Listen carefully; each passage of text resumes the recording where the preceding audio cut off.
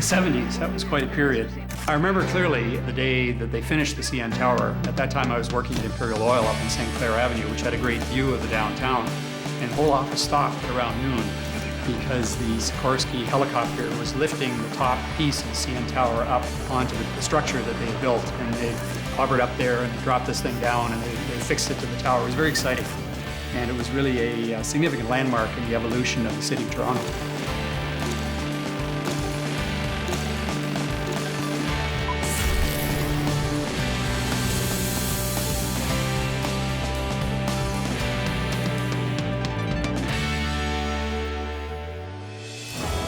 I grew up in London, Ontario. I was from a family of 5. My dad was an architect, and he had moved to London after the war to take advantage of the baby boom, and there were schools being built all over southern Ontario, and he designed many of those. I used to do odd jobs for him in his office, and there was always copies of progressive architecture, an architectural record, and the Canadian Architect lying around. So I would kind of look at them and look at the buildings, and I think that was the genesis of my interest in buildings and in real estate. I really started in the real estate business more by accident than by plan or intent. I was working at IBM in Toronto. IBM's a great organization, very successful at the time. I wanted something that was a little smaller, more manageable. When I started at Cadillac Fairview in 1979, I thought, this is the place that I want to be. This is an industry that I like, this is an industry that I understand, and this is an industry that I want to be a part of. I met Phil about 1979. We were both at Cadillac Fairview. Both analysts. He was in the urban group and I was in shopping centers. Phil was always a sharp dresser. That's the first thing you always notice with him. He has a great way of expressing himself, usually with a lot of swear words. Phil and I have been on, I think, 25 golf trips together, and what happens on a golf trip stays on a golf trip. The development boom of the 1980s allowed me to move into the development business. And real estate was a very hot investment area. So I got involved in development, worked in projects in Toronto, Calgary, Montreal, Los Angeles, and Chicago. But as the 80s evolved, the business became oversupplied. There was far too much real estate in the markets. And by the time the 1990s arrived and the economic contraction, there was a severe disruption in the real estate business. And as a result, I lost my job. Being an unemployed real estate investment and leasing guy in the mid-1990s was not a set of skills that were in particular demand. I had to pivot again. I pivoted into retail, where I was managing a portfolio of stores for Dialex. Over time, I came to realize that I enjoyed being a landlord more than being a tenant.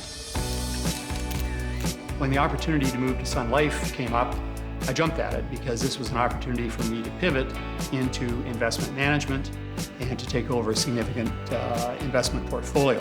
When I joined Sun Life, their real estate portfolio was about $800 million. When I left Sun Life 20 years later, we had $6 billion in real estate. In my view, the 7 disciplines of real estate are development, leasing, property management, asset management, valuation, investments, and finance. The challenges for the next generation will be to how to manage, how to adapt, how to pivot. At the beginning of my career, energy consumption, water consumption, resource consumption in buildings was not on the radar screen. It's been a real pleasure to watch the evolution and sophistication of the Canadian real estate business and how we've become very sensitive to the resources that we consume. And I hope that the next generation of leaders at NAIOP will continue that tradition and allow Canada to become a global leader in sustainable real estate.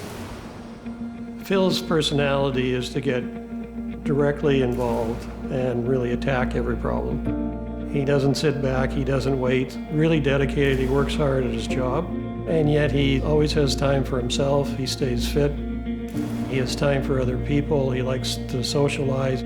I think finding that all-rounded character is hard in our business. Toronto NAIOP always had a soft spot in my heart. I've been associated with the organization for probably 30 plus years. I've always been impressed by the quality of the people that belong with NAIOP. I've treasured some of the relationships I've developed as a member of NAIOP. I think the Toronto chapter is one of the leading chapters in North America. It's one of the biggest, it's one of the most energetic, it's one of the most creative, And consequently, I think it's a group that any young professional should be pleased to join, and they'll get a lot out of it. Phil deserves this after 40 years of a great career, a lot of success. He's been through lots of challenges, and he's given back a lot. I was absolutely thrilled when I heard you were getting this award. It's a wonderful recognition of everything you've done in the industry and for the people in the industry, so congratulations and all the best.